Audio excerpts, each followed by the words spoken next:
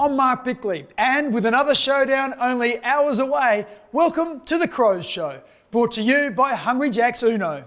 New AFLW co-captain Ebony Marinoff will be along shortly with Irish teammate Niamh Kelly, who's hoping to build on a career best season. But first, the form of ruckman Riley O'Brien this season has more often than not reflected the performance of the team. After a shaky start to the year, the former club champion was dropped to the sandful. His omission became a test of character, and Riley responded by making a big impact on his return to the senior side, culminating in outstanding games against Essendon and the Bulldogs. Yeah, feeling good the last few weeks, but don't know, yeah, it's just been bringing some of my strengths in the contest and then around the ground, so I've been feeling in a good space. But yeah, ruckwork's felt really solid all year, but trying to add a few more things to that as well. Yeah, it's always hard. It's sort of the nature of AFL footy. You're going to get dropped at some points and you're going to have dips in form and challenges to overcome, but I guess the main thing there was just staying really positive, working with the coaches on what I needed to work on and just putting in the work to get back to the level that was required. So the main thing was just staying really positive, because you can get pretty down on yourself and it's a pretty tough period emotionally. So it was just staying on track and getting back to it. O'Brien, another hit out. In he struts. Good goal number 2 for the year. Never in doubt. Yeah, the ruck rules have been good. They've suited me. Certainly in the centre bounce, it's really changed the dynamic in there. Whereas previously it's probably a jump off and jumping into each other. Now it's a lot more guys opting to body up a lot more. It turns into more of a wrestle, which probably suits me with my strengths. So yeah, I've really enjoyed it, and it's probably made it a little bit easier for the umpires, because it can get a little bit confusing for everyone in there around free kicks and that sort of thing. So I think it's been a good thing for the game. Deshaw, who didn't get the fake bought by Treloar. O'Brien in a better spot to jump at this and gets it. Yeah, we just talked about getting back to playing our way and finishing the season really strongly. We've obviously got a lot of motivation this week playing against Port. Showdown's a big game no matter what, so it's going to be great, and we're just looking to keep playing some really solid footy and get back to our brand and carry that into next year. Yeah, can't wait. Love Showdowns, my favourite games of the season all the time, so can't wait to get out there and hopefully beat Port. So we're in some good form, and they're in some great form too. They're obviously playing some really good footy, so it's always a good challenge, and an away showdown, it's a great one to hopefully quiet the crowd.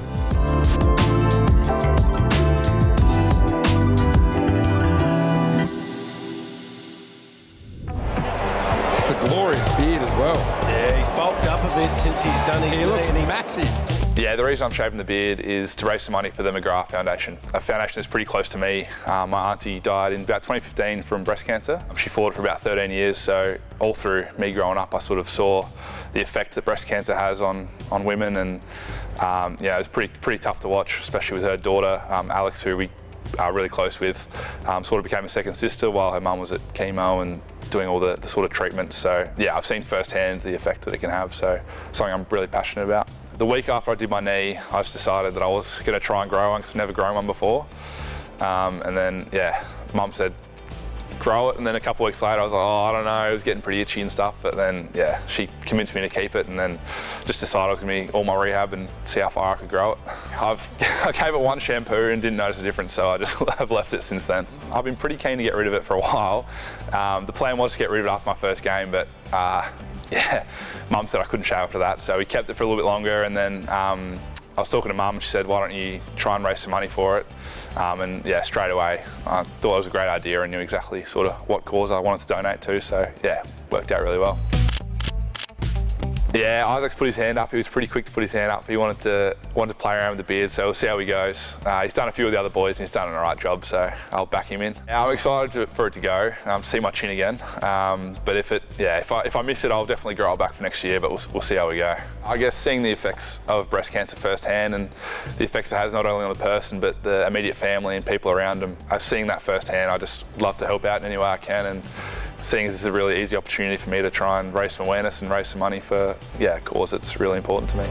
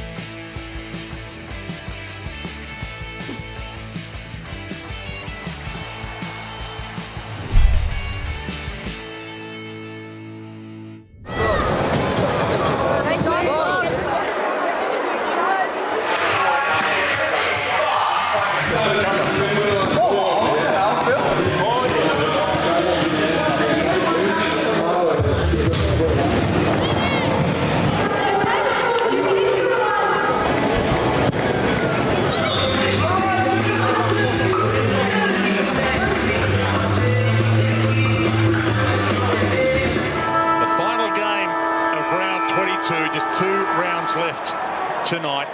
Isaac Ranken, eyes light up, couple of bounces, sends it long. Phil Thorpe out the back. He plays on. Look at the options around him. He had Rochelle screaming. He goes alone. Bad option, good option. Bad option, good option. Got the handball back again. Dawson. All part of the grand plan. Soligo used his body to perfection. Gathers, goes, spears, lace out to Phil Thorpe. He's got an option in the pocket or long. Fogarty went up and Keys at the back. Wow.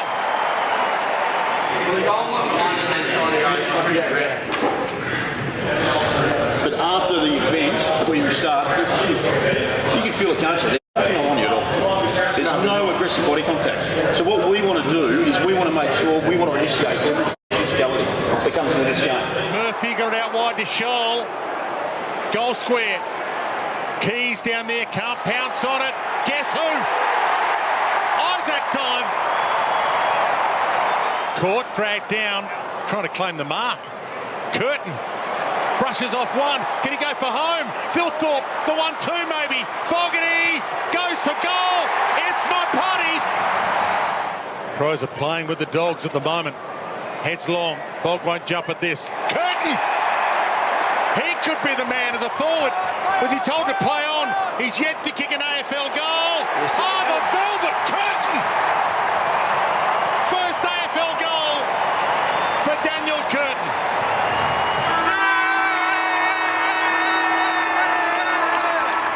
We're playing for each other, at the moment. Disappointing not to be playing for finals, but we're playing for each other, and so that in itself is a really positive sign that we're able to, keep grinding, keep going.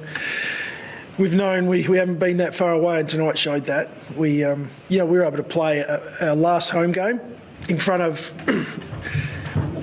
I'm one-eyed, but I'd say one of the best home ground crowds and supporter base there is. And that first half was as good as it gets. Opposition teams now talk about Adelaide Oval and the atmosphere that comes with it, and they get up and they play their best footy coming here. But that first half tonight was brilliant.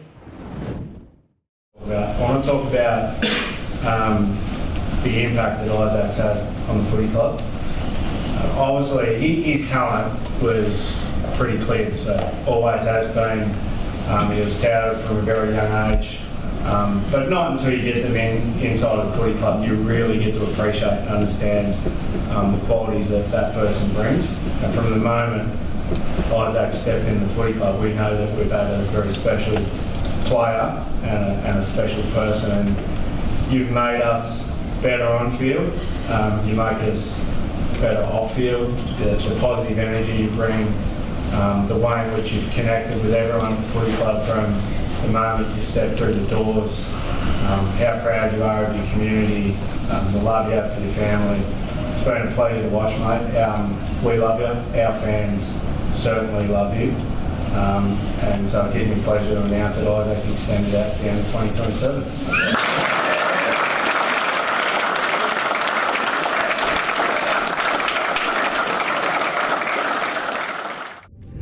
The Crow Show trick shot competition is over for this season. This front yard dribble kick was the overall winner for 2024. But we thought we'd also take the chance to show you what other trick shots were sent to us.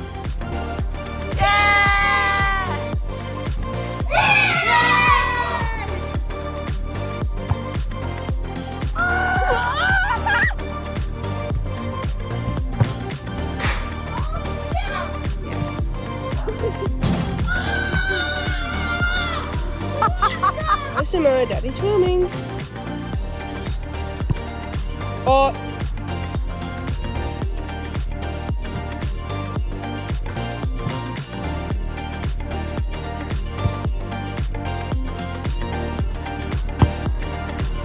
That's it.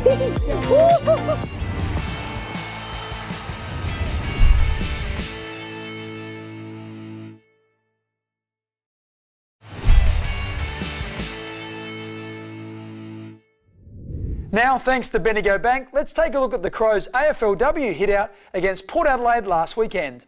Sponsor BHP flew both clubs to Port Augusta, and the Crows won by 24 points. Zoe Prowse and Chelsea Bedell stood tall in defence, and ball magnet Anne Hatchard was dangerous up forward with 2 goals. Jess Waterhouse also chipped in with a couple of goals, and Irish recruit Amy Boyle-Carr impressed in her first game. Tomorrow the Crows tackle Carlton in a trial match at Unley Oval, starting at 1 p.m.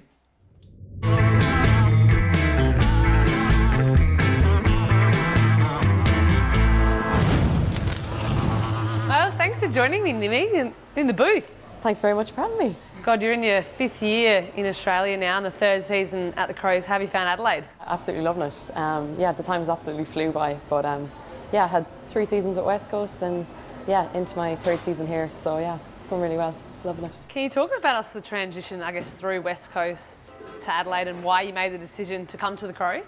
Yeah, so yeah, I suppose starting off at West Coast first, you know, had great 3 seasons there. But yeah, just when the opportunity came to come across to Adelaide, I absolutely jumped at it. You know, to play alongside the likes of yourselves and, you know, Hatchie, Chels, all the girls. Yeah, it was something I jumped at, and yeah, I've just been loving my time here since, and just get out and have a good season this year. I can't wait. You talk about having a good season this year, but you're coming off a career best season, winning your first All-Australian jacket. How, just like, I guess, coming from Ireland and then being able to be an All-Australian would be pretty impressive. Yeah, I think when I look back to like 5-6 years ago and I didn't really know the rules of the game, I think I look back and yeah, it's been, you know, a really, really cool, I suppose, journey. But yeah, it was a really exciting season. I think coming off the year before when I was injured, it kind of gave me a bit more fire in the belly to get out and play with you guys. But yeah, it's been really, really good, but I have so much more to work on this season and can't wait to get back out there again. I mean, I guess moving into this season, I guess having the season that you did, what have you been working on over the past 8 to 9 months to carry that form over? Yeah, I think a big thing is just to be consistent this season. So whatever that looks like, I think being able to lower my eyes and connect to the forwards is something I've been working on, and all the new girls that have just come in as well, just to get around them and encourage them on. Getting up to Port Augusta at the weekend was really cool to see how well they got on. So yeah, just getting behind those girls, because the growth of all the young ones coming through has been, it's unreal. You touched on Port Augusta. We played Port last weekend. How'd you find that game? We obviously had our 4 new recruits. Amy Boyle-Carr, Lily Tarlington, Tamara Henry, Boylo all make their debuts, well, semi-debuts for the Crows. I mean, we call Amy ABC. First player ever, like her first ever AFLW game, and she's only in the country like less than a month. So yeah, it was really, really pleasing to see how well she got on. And then obviously Brooke and Lily and Timmy and Brooke with 2 goals, 1 goal each, and Lily in the ruck. So it's just great to see how well they've gelled with the group already, and yeah, it'll be an exciting year for them as well. And Amy's obviously living you. ABC comes from Ireland. Nice to have a little bit of home with you. Yeah, it's so nice having Amy over, and yeah, for her to live with us is so nice. I think it's a little bit of home away from home as well, and just when you come in from training and you're just sitting watching TV, like it's like you could be back home in Ireland, like having a cup of Barry's tea. So yeah, it's been really nice having her over, and obviously Mark and Carl are only down the road as well, and they're 2 girlfriends as well, so catch up with them quite a lot. So yeah, it's nice to have a little Irish community here, and Dara here as well. So yeah, it's been really nice. Can't wait to watch you shine. Thanks for joining me, Nimi. Thanks, Sophie.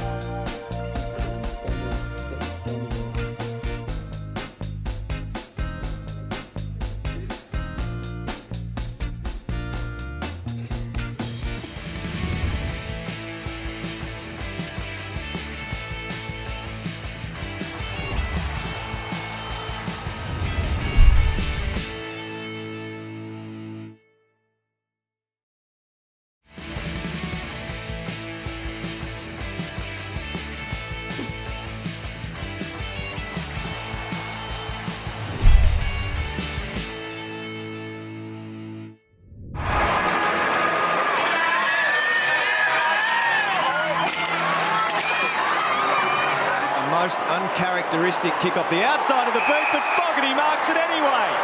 Darcy Fogarty for the opener. Got it. Crows fans out of their seats. He could have another big tex. Runs to 50, unloads long. This is big.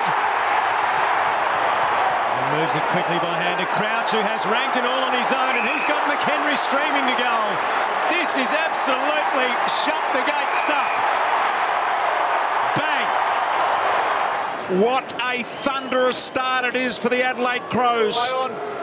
Cook for number 5, settles nicely, and he has got it.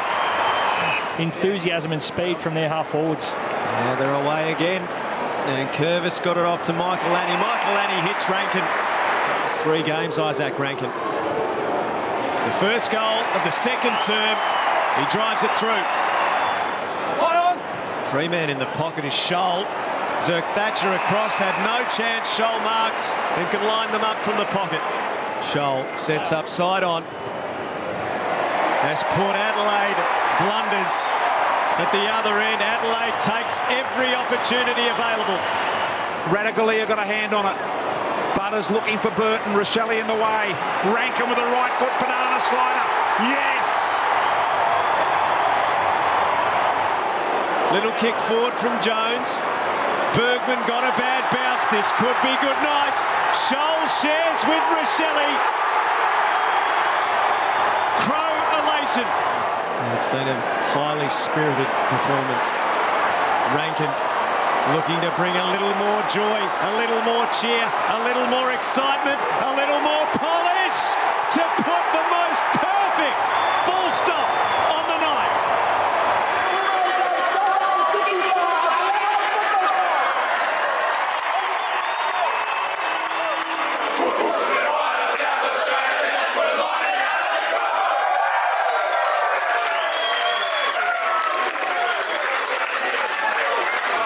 What a great win that was back in round 8. Time now to turn our attention to Showdown 56. Adelaide have won the last 3 showdowns and their game has always been based around winning the contest. And when they've done that against Port recently, it has nullified the influence of their key on ballers. So I think if Crouch, Saligo and Berry have good games, the Crows are in good shape. Riley Thilthorpe looks like a difficult matchup for the power. He's too big and strong for Zerk Thatcher, and Port would be hesitant to play Aaliyah deep in defence as it reduces his ability to rebound, which is a pivotal part of Port Adelaide's game.